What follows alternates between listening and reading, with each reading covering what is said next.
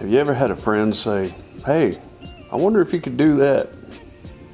And well, oh my God, you being the stubborn type of person that I am, decide that you're going to do it.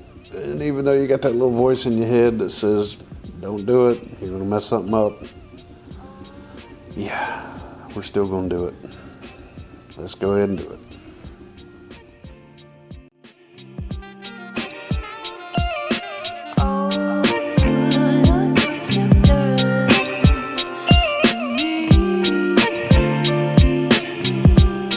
What up, guys? It's me, Chunky C. The other day I got a call from a buddy of mine who saw one of my videos, and he said, hey, I wonder if you could take those two receivers and bind them to your radio like you did, but use a splitter, a Y cable, to connect to the two receivers to one servo. I said, sounds like a good idea. I think it'd make a great video. I'm gonna try it. So that's what we're going to do today, and we're going to see what happens. So as you can see right here, I've kind of got everything kind of set up a little bit. I've already got my two receivers already bound to the radio like I did in the previous video. If you haven't seen that video, I'll try to remember to put a little link up here for that. But what I'm going to try to do is I'm going to try to hook one receiver or one servo to two receivers. Now, when he first mentioned this to me, it sounded like a great idea. First thing I did is I came home and I looked at it, and right out of the gate, I noticed that that won't be possible because the splitters are not made that way. They got the wrong plugs on the wrong ends. But if you have somebody or know somebody who just happens to have a set like this, where you can make and build your own stuff, then it's doable. Basically, you just build the type of connector that I got right here. I've got the female on one end, I've got the two males on the other. You just basically reverse engineer it. You put the plugs on the other end of the splitter.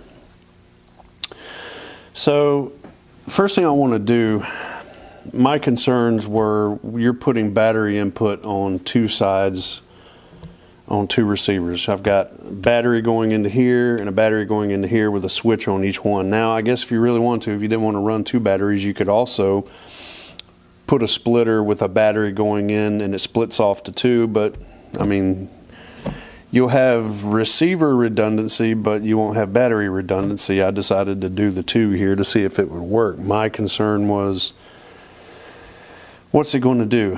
Is it going to split it off in parallel, in series? Is the voltage that's going to come out of this wire to the servo, is it going to be doubled? Or is it going to be a balance between the two batteries? And if you put power on one side and power on the other, you know, am I going to fry some receivers? I really didn't know. So I said, screw it, let's try it. I picked these two receivers that I had in the video the other day simply because I knew they would bind to the radio, and they're not real expensive. So if something starts smoking, then it is what it is.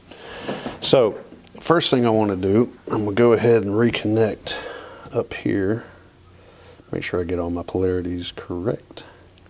Make sure I get green light. All right, we get green. So I want to connect, I want to take a test. I want to put some probes on these wires here. Let me grab my spectacles here, because you know, us old folks, we got to have that stuff.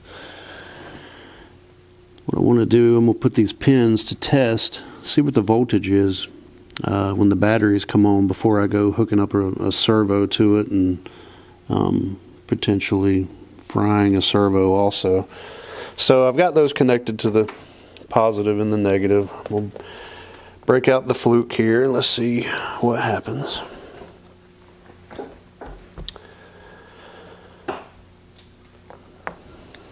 I'm going to connect my positive to positive, negative to negative here. Alright, so I've got my leads connected to the splitter. We're going to turn this on to DC, and I'm going to set my range. So I want to cut it on. This should go up to about 6 volts because these are life batteries. They should go up to about 6 volts. So, yep, okay, we got 6.63 on that one. I'll turn it off. And 6.58 on that one.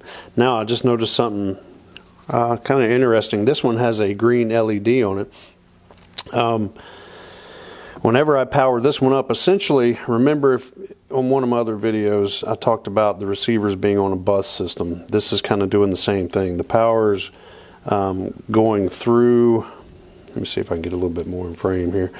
Power's coming through my switch, going into here, and it's actually feeding through the lead and coming over here. So I could actually disconnect this battery altogether and it'll charge that up.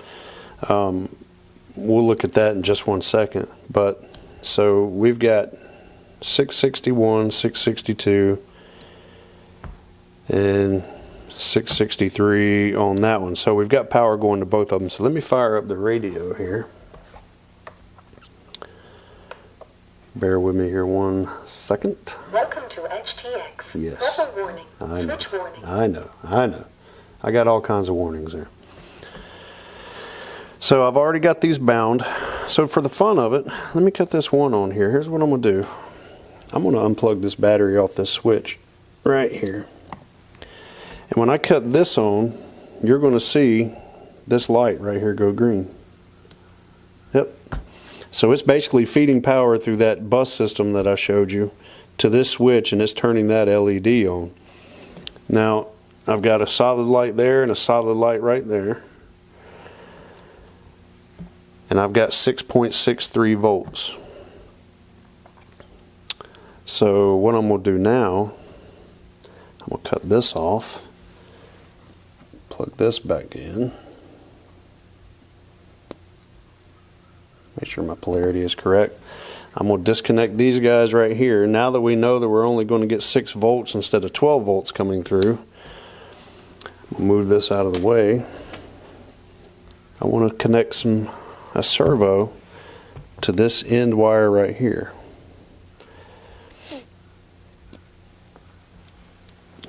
I'll put this right in the middle, right here between the two of them.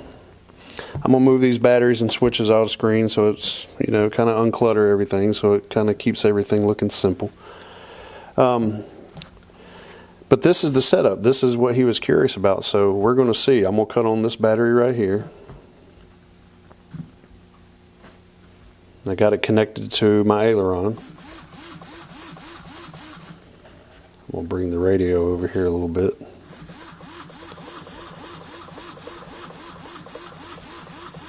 So that's on one battery only. So let me cut this one off. Go across the way here, cut this one back on. Same thing. Now I'm going to cut both of them on. So right now I have both switches on, and I have 2 batteries feeding 2 receivers that have a splitter going to 1 servo. Everything is working as advertised. I'm going to keep moving this servo while I turn these switches off and on, see if we get anything happening here. So that's off. The one over there is working right now. Everything's good. Power it back on. Come over here, cut it off. It's off.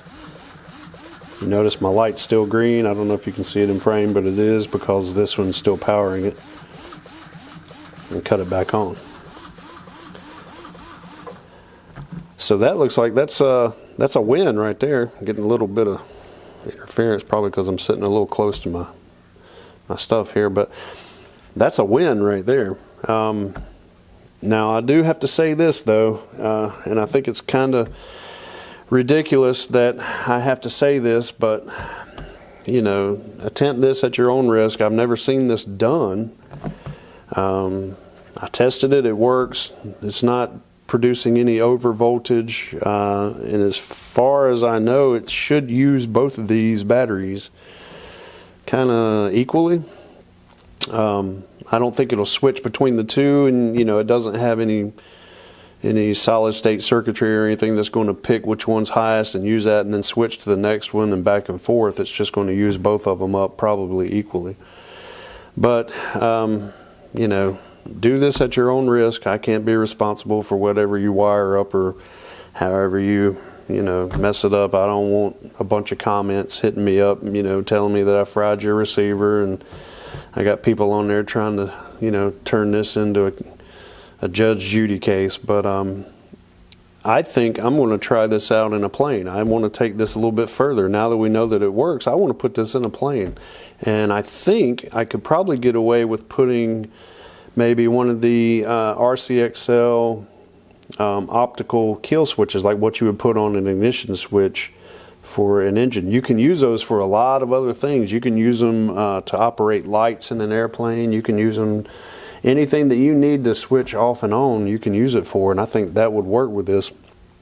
Plug it in line with one of these power switches here and have it controlled by one receiver, so that I could flip a switch on my receiver and kill, or flip a switch on the transmitter and kill one of these receivers and just test it out in a real situation. I think I want to do that.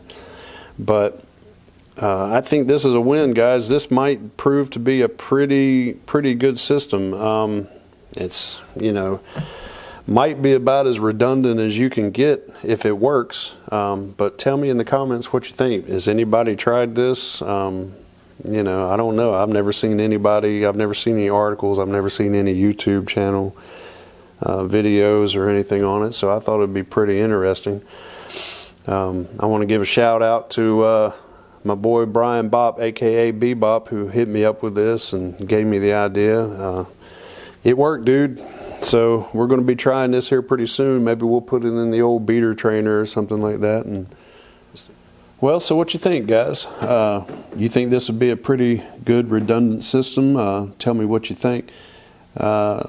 Personally, I think it's a pretty good system. It doesn't really seem to have a lot of limitations on it.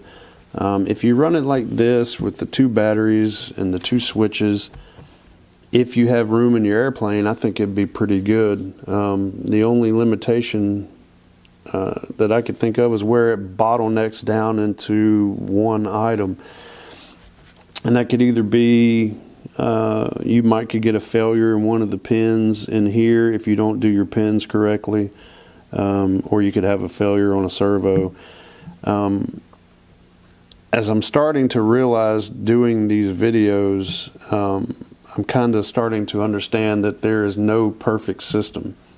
We kind of just have to do what we can do in the space that we have and the money that we have, and the limitations of our equipment. But I think this right here would be a very good system to do, and that's why I want to give it a test and give it a shot. So that's it. I'm going to stop it right there, guys. And like I said, if you got any comments, got any ideas, put them down in the comments section. I'd love to read them. Maybe we can make some videos on it. Hit that subscribe button. I got to do the shameless plug at the end of every video. You got to hit that subscribe button. Got to give me a like. If you don't like it, then hit that thumbs down. But if you don't like it, do it right. Hit it twice. This is YouTube. We all go by our likes and subscribes. So, but with that being said, guys, I'm going to ease on up out of here. And I hope everybody has a good day. Hope you have a good flying. Peace.